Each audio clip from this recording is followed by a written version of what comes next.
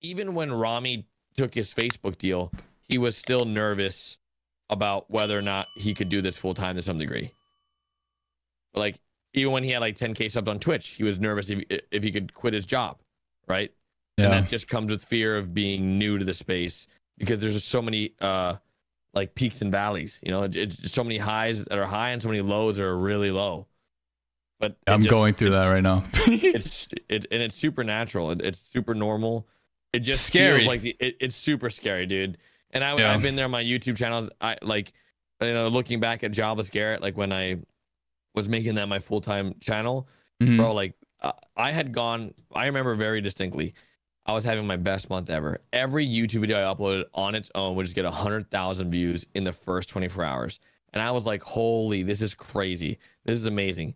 And then like it would get up to like 300, 400, 500,000 views. And I was like, this is crazy. This is exactly what I've always wanted. And then one day it just all flip of a switch went away. And it was like, what just happened? Like it's like YouTube algorithm adjusted. I was removed off suggested, and I went from getting like, I don't know, like 10 million views a month, and that's like 20 to 30 grand a month, down to like 2 grand a month. And I was like, my mortgage and my house was $3,400 a month. Like I was panicking. I was like, oh my God, like I cannot afford, like I had savings and stuff, but I was spending more than I was making just on living expenses. So that's why I recommend, like, you know, when some streamers make it and they get their first successful year. I mean, like a lot of streamers had a lot of big boom from COVID. I'm sure you did too, Curtis. And it was like you rode that wave. Autumn did too. It was a great thing.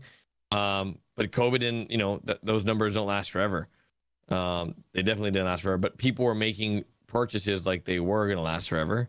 So like, for sure, new cars. Some people bought new houses, and it really catches up to you when like you had to depend. At the end of the day, you're like a street entertainer, right? You have to like make sure your community shows up enough to provide.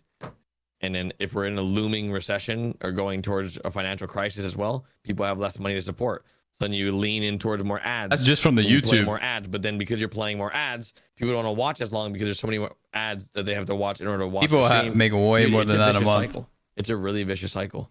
Now, even just on Twitch with ads and shit, it is. Makes sense. So I can talk about this all night, to be honest. I know you can. I can see it. I can see it. It's like a passion or something.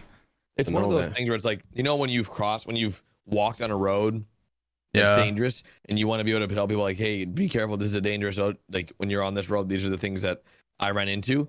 Right. And just, like, prepare people like, hey, like this is just a cycle. It happens. Like when I took my Facebook deal, that was my fifth streaming deal. Really? Holy. And I had done a streaming deal with Facebook 3 years before that. So it's not really new to you. It's like just something. Yeah, it's just another deal, another thing. But you just got to keep going, right, Garrett? No matter what, you just got to keep going. You just got to evolve in the space. Bro, honestly, today was fun as fuck, and I actually had like some decent views while we were doing this too. So like it was actually felt good, and I was actually having like genuine fun, which is something that I really enjoy. You know, I honestly cannot believe. I'll be honest, I cannot believe that we just played 5 hours of code names